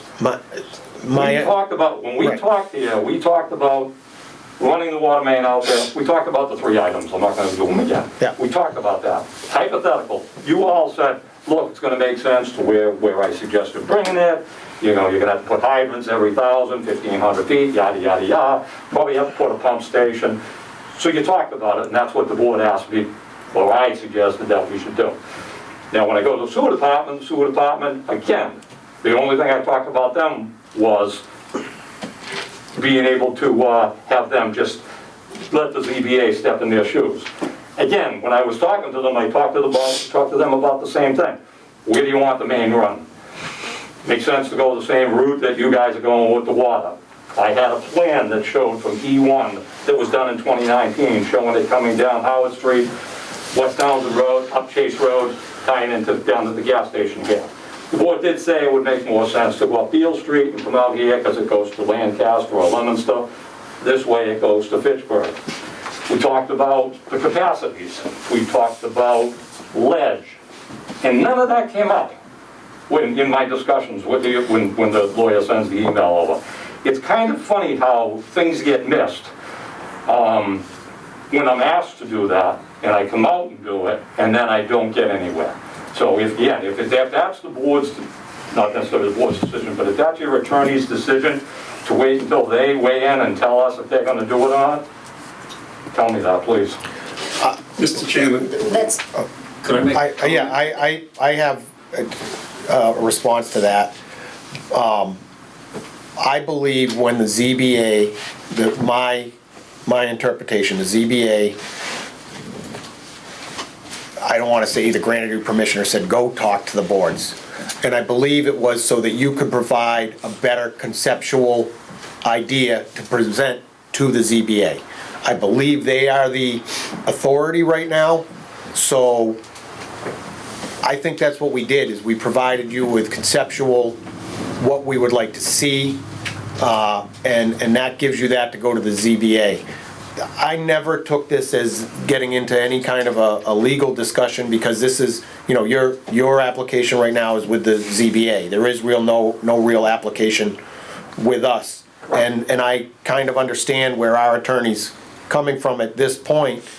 You know, if it was just about water, then yes, it's all on us. But your application to the ZBA is covering so much more. I would like to see what the ZBA comes out before we spend more money on, we hate spending money here on legal and stuff. And I would agree with their position on it, that, you know, it's up to, I think the decision, the bigger decision, whatever we decided here doesn't matter at the ZBA. The ZBA is supposedly gonna be the ruling authority. So I didn't look at the ZBA saying, go to the sewer district, go to the water district, and let's get in a legal discussion on what we can do. It was a let's get some more design concepts so that you can present it to the ZBA. Yeah, And then they're making the decision. I would agree with you on that. So, But when we go to the ZBA next week, and they ask for a representative, which I'm sure is gonna be Fran again. yep. And then they want a representative from the sewer department, and if they turn to Fran and say, well, what are your thoughts, can he do the water out there? What's he, I mean, again, I'm not trying to put words in your mouth, so. What It's all high. are you gonna say? I mean, Whatever, you guys decide? according whatever they decide. Yeah, according to that, because then at that point, the district has voted this, has had two different votes on this matter. So the district's position is pretty clear. The district did not want to see water out there. So a higher authority is going to have to tell us that, you know, your district's wrong, you have to supply it. And that's what the ZBA, I guess, in this situation is. I don't disagree with you on the vote. That the people did not want the water Yeah, out. and so I didn't intend to get into any deep legal discussion once it was meant to come to our board or go to the sewer. I thought it made sense to discuss what the structure would be like, so you could explain that to the ZBA. Again, I don't want to put words in their mouth. Yep. I mean, I don't want to say things that aren't being said here. Yep. Because I keep getting accused of that I Yeah, don't know enough things, so. And I can see how things keep getting kicked down the road. Unfortunately, that's a process. I can't change it. I'm not a lawyer. So, you said, I believe Mr. Rogers had a comment. Do you still have a comment, or did I answer it all? Mr. Chairman, Dave Rogers, 82 Highland Street. Mr. O'Brien, this isn't your first rodeo. You're a pro. And the techniques that you're using are not new to the situation. The fact of the matter is this. There's a process, an extremely structured process, that has to be followed as it relates to submissions and the Zoning Board of Appeals. In deference to the discussion that I heard, you are trying to circumvent some things and saying, and you use this term yourself, let's conceptually talk about this thing. It's the oldest technique in the negotiating world. Let's put everything aside and let's talk about this conceptually. Well, conceptually doesn't count in this particular thing, because what counts is the Zoning Board of Appeals makes a determination after the submission from both parties and after researching, and they come up with a decision, okay? And then, once that decision is made, both parties recapitulate what they think they understand and decide what they're gonna do, okay? That's when you go and move forward. To suggest that something be designed in anticipation of a favorable vote is not correct. It's not in the process. It's not part of the program. As I said, there's a set procedure that you have to follow, and that's the rule. And until the Zoning Board of Appeals makes a determination, this conversation never should have happened because it's purely conjecture. What about this? What about that? What about this? Is this part of the submission that you made? I don't know. But the ZBA is going to act on this. And at that particular point in time, Mr. O'Brien, that's when the parties will decide what direction they're going to go in. And not until that time. And it's conjecture at this particular state of the project where you run the water and this, it's craziness. Because it has no basis. And that, I think, is where we need to do. We have to recalibrate, figure out what we're doing, and let the process work through completion. So I would encourage this board, going forward, not to suggest anything until the ZBA determines what they're going to do. And then everybody will be on the same playing field. That's my 2 cents worth. Thank you. Thank you, Mr. Rogers. Well, thank you Oops, I'm sorry. Thank you for your opinion and correcting me where I guess I'm supposed to be corrected. But if you know, or if you saw, the board did send me to talk to this board. Wrong. I'll Wrong. agree with you 100%. Well, let me tell you something. I was born at night, but not last night. Gentlemen, Yeah. this is Let me a just tell water you meeting, this something. isn't a zoning board. Let me just tell you This is something, not my okay? first rodeo. You're absolutely correct. Right. Tell me where I'm wrong. And it's not I know it mine, is, first but tell row. me where I'm wrong. I called certain members of that board and found out what, you came before the ZBA. I don't know how you did it, either in person you communicated with the ZBA and said, is it okay if I talk with the water and the sewer? And I think the response that you got, Mr. O'Brien, was this is America. You can talk to whomever you want. Is that what it was? You should watch the meeting and you'll get the exact All right, words. listen, I'm gonna interject right here, right now. This conversation, while very entertaining, really has nothing to do with this. I appreciate your input, Mr. Rogers, and we've heard your public comment. You two gentlemen, feel free to talk outside this meeting. But I would like to keep this going and not to be rude to either one of you. I just want to just keep this flowing as we, do you have anything else to add, Mr. O'Brien? No, I'm thank the board. I mean, the first meeting I got my answers and we were gonna try and get it resolved with attorneys, but I'm thinking that's not happening, so. We tried. Yeah, We'll deal with the ZBA. okay. All right. Thank you, sir. Thank you. Okay. On to an even better discussion on the preliminary Very preliminary. 23-24 budget discussion. I'm Yeah, just. can we pass all that? Yeah, I don't have much. It's been Yeah, I want to absolutely go over insane some preparing things some of this, so. with you. I'd like to read that first personally, so, Yeah, if you do you have anything prepared, or are you preparing something on the budget that you would be able to give us the kind of the breakdown? Yes. Well, no, not on the full budget, just Yeah. our first step of. Okay, yeah. okay. No, if we, We'll pass that we'll pass I that. think we table on that for now. Chrissy, I'll stop it because I want to read that before our next meeting. The budget. Yeah, I'll stop in later. Oh, yeah, Later, yeah, okay. Okay. No, we'll push the budget to the next. Yep. Okay. Next meeting. Now we are at Commissioners, Superintendent additions. So we'll start with Fran. I'm done. Okay. Mr. Woodward? No, sir, I'm also done. Mr. Esposito? Do you have any comments? No, I'm gonna pass this time. I think I made my point. I will summarize my thoughts on this meeting tonight as being productive, heated, and a lot got out on the table. Obviously, between residents and commissioners, we all want to do what's right by the community. We're trying to do what's best for the water takers of the district and providing clean drinking water for the foreseeable future. And our intent is to be fiscally responsible in doing so. There are obviously a lot of moving parts, and we will continue to address these moving parts as they come forward to us. That's all I have. Clerk Treasurer, I'm good. we now have a spot for closing public comment. Mr. Jeffries, where you're close, only because he's close.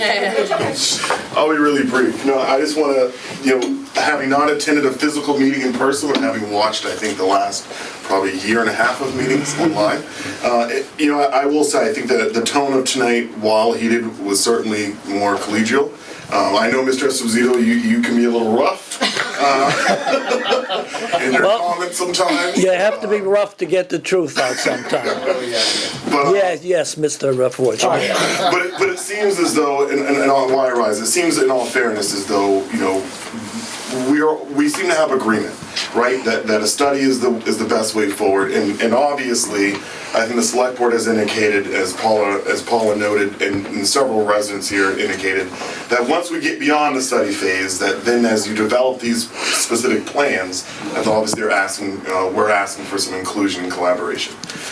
But it seems as if it's pretty straightforward in how to move forward. You guys seem to demonstrate a real commitment to monitoring lake levels, which was one of my requests, and you seem to also demonstrate a commitment to Mrs. Pease's request, Jones' request, what I think is really reasonable, which is to identify, the extent of road damage and if necessary, make those repairs, which you guys do naturally. I think my comments previously were not to engage in any kind of long-term general arrangement, but understandable that, trucks can cause damage and you guys seem to give a commitment to make those repairs. So I just want to thank you guys for having me here this evening. I know, again, we try to show you guys a lot of deference, and because you are in a municipality and we do not have any real influence, I think you know that, as I've communicated to you before, Mr. Bursch, we try to give you guys a lot of deference and not interfere. So please, excuse my interference here this evening. I'll make sure Todd comes to the next few meetings. So thank you guys. Thank you very much. Thanks. Ms. Bertram? Paula Bertram, 312 Townsend Harbor Road. I'm actually encouraged by some of the progress that was made on some of these things tonight. I want to thank you for reaching out to Dufresne and Henry, and if we can take a look at that proposal, I think that would be helpful. I also am pleased with the potential for entering into some sort of agreement with Woodlands regarding any damage to the roads caused by the construction. One thing that I would ask is I was really interested in the loggers, I think that's the term. Yeah, I can. If there's a way, and I don't know, is there a way to incorporate that in the pilot that would tell us before we got to the construction of the treatment plant whether or not it would affect lake levels? Because then, as a water taker perspective, it doesn't make sense to me to spend millions of dollars on a treatment plant that we can't use.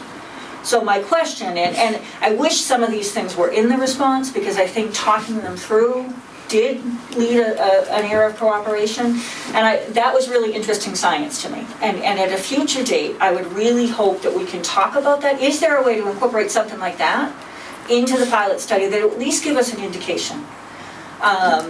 And I don't know, I'm not, as you said, I'm not a hydrogeologist, neither are you, but, and the fact that you have one, that would be a question that I would ask them. Is there a way that we can use the existing monitoring wells that are there to give us an idea of the fluctuations in lake levels while we're pumping? And so I think and I know it was made fun of that we want to work with you, we do. And honestly, I don't feel the same. You believe that we don't want to work with you. I feel the same. The fact that we had a meeting about cooperation, and then a couple weeks later we went to town meeting and there was an article on the warrant that would have severely affected uses on the lake, certainly doesn't lead to cooperation. I don't want to get into that because we sat here for over an hour and discussed that situation, and you said what you were going to do when you went to town meeting and completely derailed that.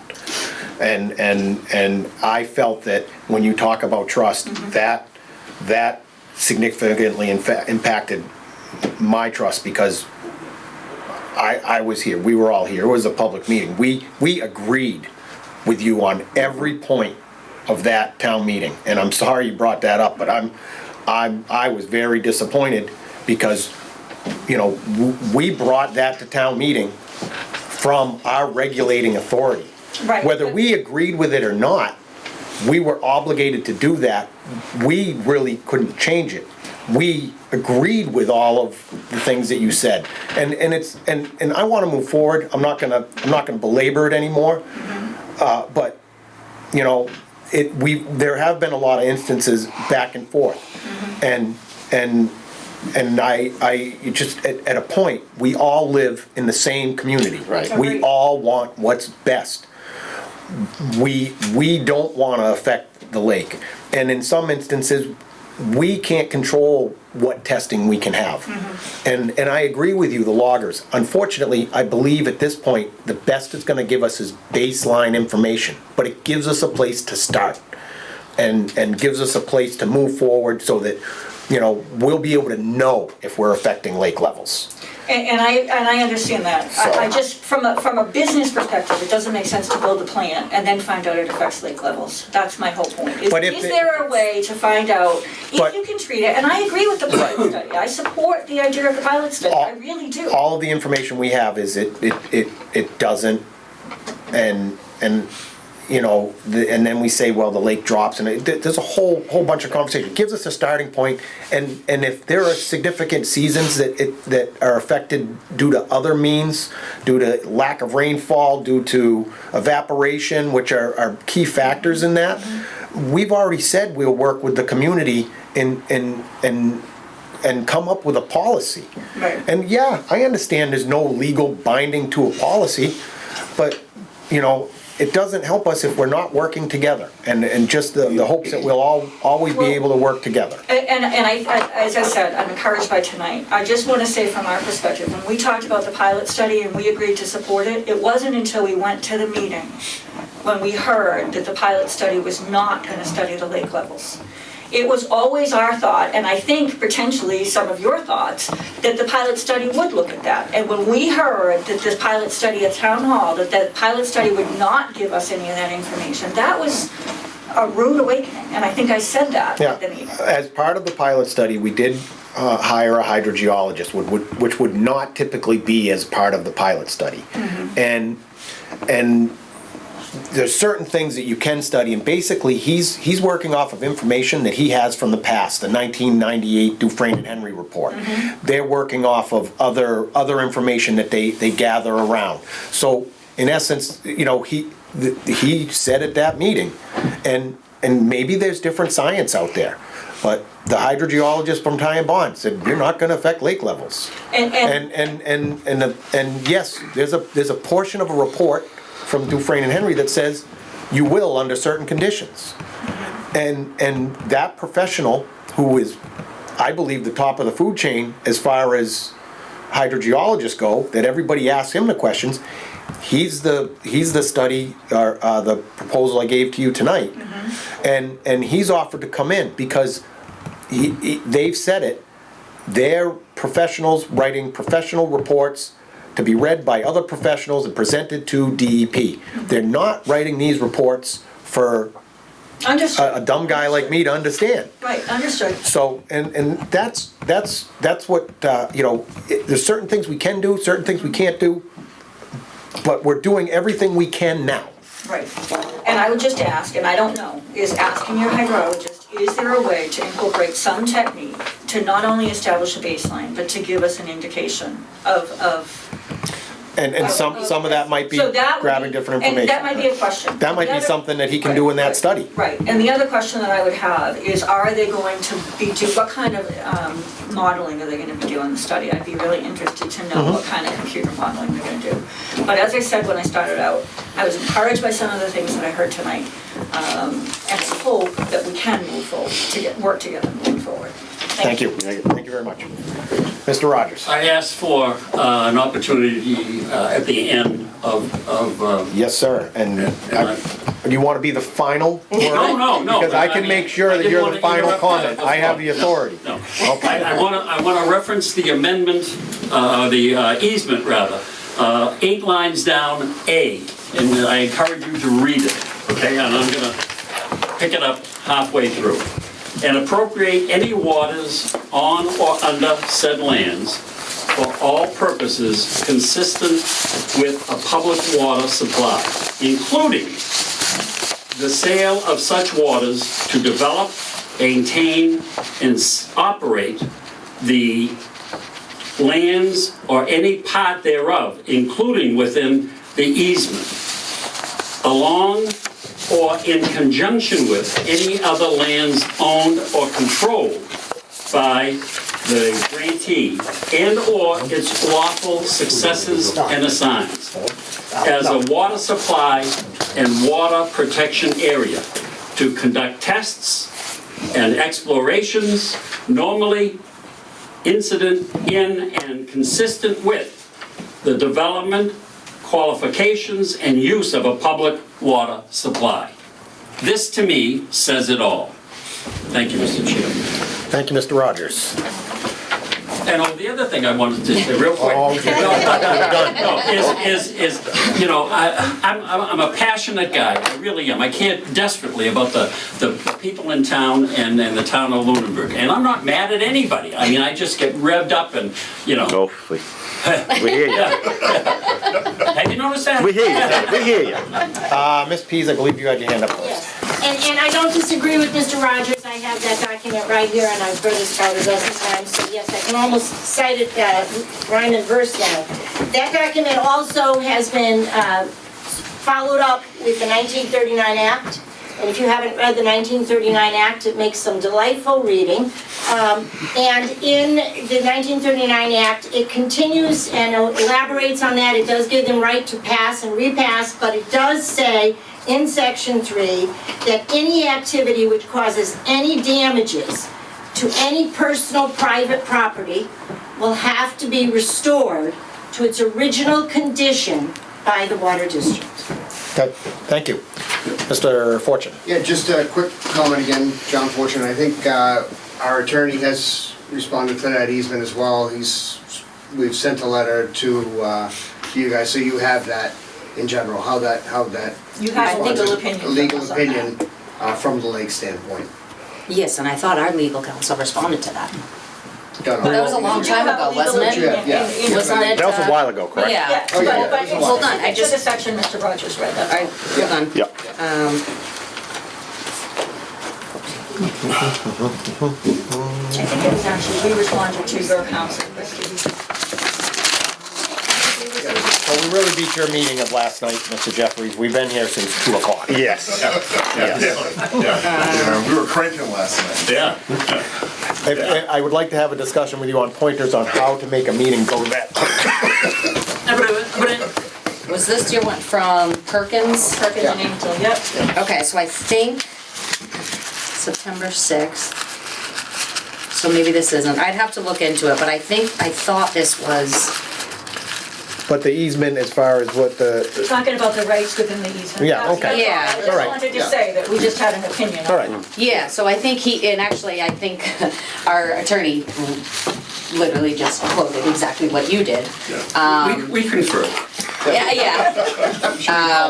So based on the plain language of this easement, it is my opinion that the district not only has the right to install a well and withdraw water from the easement area. Hold on, let me see. I wouldn't Yeah. go into that, because then you've got to read our response. Yeah. I don't have the, yeah. So what is it that you were asking? No, I'm just saying that, Yeah. I just was, he was just Yeah. commenting that we Okay. did get a legal Correct. opinion in regards to the wording of that. Yes. And Okay. we shared that There with is the no Water challenge District. to that. No, no. Oh, okay, okay. I apologize. There is no challenge. yes. We understand Oh, okay. the right to pass and Yeah, repass. there's no challenge. Okay. Okay. So on the pilot study, we did, the hydrogeologist did say he was gonna put some loggers out and do stuff. And Paul, I'd be happy to show you what the loggers That are. would be awesome. And so everybody knows, the logger just hangs on a little rope down into the water, it records how much water is above it. So if there's any drop, it'll record it. And it records it internally, so when you want to read it, you just go up this little computer thing and you read it, bring it back to the computer, and then you can see the graphs. And we could share all that. All right, thank you. We used to Can you share have it on an downstairs ongoing years ago. basis? Doubt, yeah. Share the information about how it works. All right, I make a motion to adjourn. All right, so, all right, all those in favor? Aye, we are done. John, and Paul, if you wanna wait